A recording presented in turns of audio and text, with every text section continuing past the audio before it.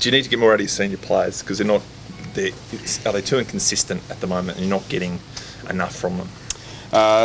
Yeah, that's in short, yes. We know that that's the part of our club that's a fixable one in the short term, that's for sure. And we've had good, honest discussions this week. I think a little bit of our senior group probably trying to take a bit too much on, to be honest, and think for too many other people. And when you do that, your own performances can suffer at times. So you just have to get back to making sure that they play good footy themselves first of all, then help others. You just on your selections, you dropped 3 guys this week. Mm-hmm. You mentioned last week that the leaders maybe weren't quite doing enough. Did that thought to drop one of them ever come into the reckoning?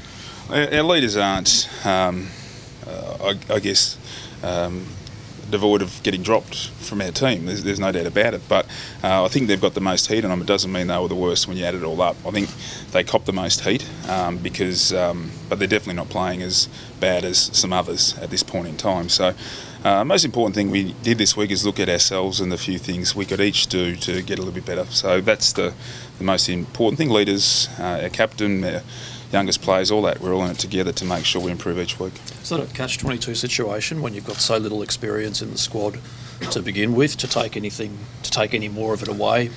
Yeah, makes it harder. Yeah, well, everyone will tell you want your leadership and experience in your team to make your younger players play better. So if we rip all of it out, well, that defeats that purpose, doesn't it? But it doesn't mean we can't do that because we do want our leaders to play well every week. But we don't think it's at the point when you look back at the tape as we do from 3 different angles and all sorts of things that it requires that.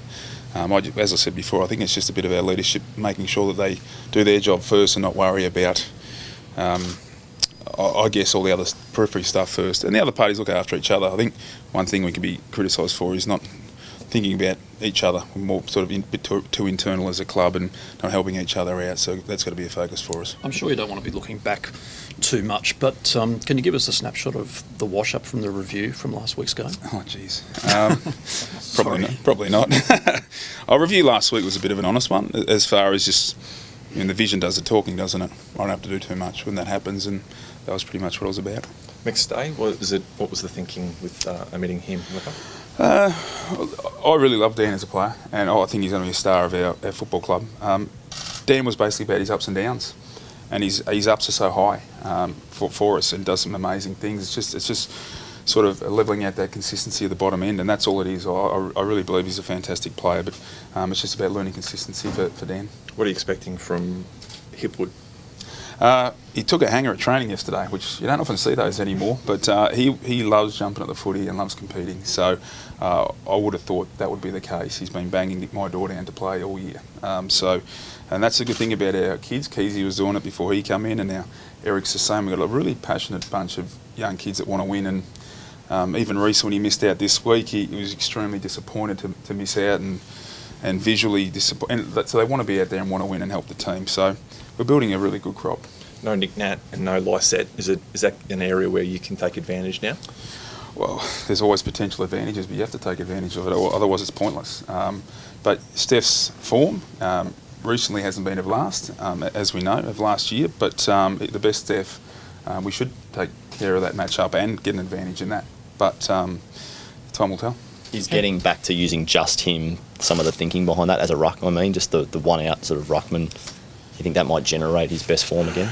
Yeah, we tried. We used Westy to give Steph a chop out, give him some more less minutes, and when you're one ruckman doing 90% of the load year in year out, it can take its toll. So we've given a month where he has a bit of a break. So we're hoping that he's re-energised now and can get back to where he was in that energy level stakes. Given that's sort of always been a strength of the West Coast, particularly when they've had Nick there, how much does it change your game plan knowing that they don't have those guys there? Well, I don't know if it changes their game plan, it probably changes theirs. When you've got an extremely dominant ruckman that the midfielders have got complete faith that's going down their throat, it often makes your midfielders at ground level, as in the opposition, a bit wary of not knowing what to do next and on the back foot. So that's gone for them. So that's a positive for our midfield. It doesn't mean anything apart from that, though, unfortunately. That there's a little bit of faith that we're a better chance of winning hit-outs now. That's probably the main thing. What did you learn from the round 1 loss? Leppa, have you thought over that? What's the biggest lessons from that going into the game tomorrow? Biggest lessons, we can score.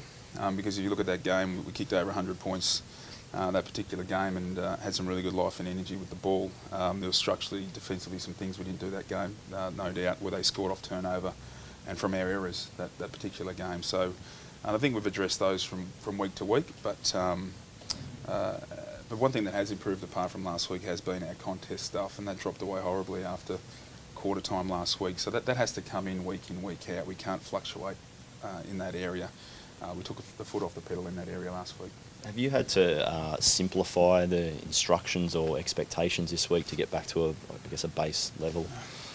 Oh, I don't know about simplify. I think our guys are really knowledgeable in understanding what needs to happen. And for us, it's about implementing consistently, and it's always been the case this season. So I guess for us, it's the boys know what they need to do. For us, more about is how do we get it more often, and that is most of our conversations are based around. So, and as we know, the more honest the conversation, the better chance you are of actually getting to the end result. So I think it's been a good week for that. Of course we can. I go in every week confident. Every team has flaws. Every team has players that do good things and bad things. And I know our best, and if you look back at the last 15 minutes last week, we do as well. But it's always about consistency and how long you can do it for. This is a marathon, this game of footy. It's not whether I can do it once and whether I can do it 2 times. It's about whether you can do it for 120 minutes over the course of the whole season. So we are struggling in that component. Our players can play, and they're good players. We have to just work on the staying power of our team, and that's what we spend a lot of time on. Is it about also, I guess, making sure that when you do have the lows, that they're not the absolute low? You don't just get blown away in, say, a 15-20 minute period and you're out of the game regardless of how well you play. Yeah, you don't go in a boxing fight not expecting to get a punch in the face, do you? So we can't get despair. West Coast will no doubt come out, whether it be the first 5 minutes, 10 minutes, second quarter, whenever that is, they will get the game on their terms. And how we respond to that will be the most important thing of this week. And we need to respond and expect it and brace for it and play well through it. And sometimes you just have to hold the fort for 10 minutes and not score, and that's okay. Just because we're not scoring fluently and freely doesn't mean we're not playing well. So our guys just have to make sure that we can hold the damn up a bit better when it doesn't go our way. If I can ask a holistic question just to end, Justin, is there anything, what do you think you most need or the club most needs to help you to do the job to the best of your ability? All right. Any particular priority? You got that list, Katie? No. Oh, look, that's probably a conversation for another day about our football club, and we're working closely with the AFL on the club and what we need, holistically. I mean, obviously, when we come in with high debt at this footy club, and that obviously restricts some of the things you can do, and what we can pay off the field and all things like that. But they're things that in the background that we're working on that doesn't really affect the players in the playing group and what they can control. All the supporters need to know is we're fighting those parts of the club. Make sure we get better facilities and the best development department, and be able to spend all our cap and all those sorts of things that make up good teams. We know what those measures look like, but we need to reach those off the field as well. But it doesn't really change what has to happen this week in the short term for us, and don't use those as excuses for not being able to at least do the competitive basics of the game well. We can't fall into that as a club and as a playing group to know that will guide my effort depending on, is there an announcement about the facility yet? Well, that's got nothing to do with whether you can compete on a weekly basis.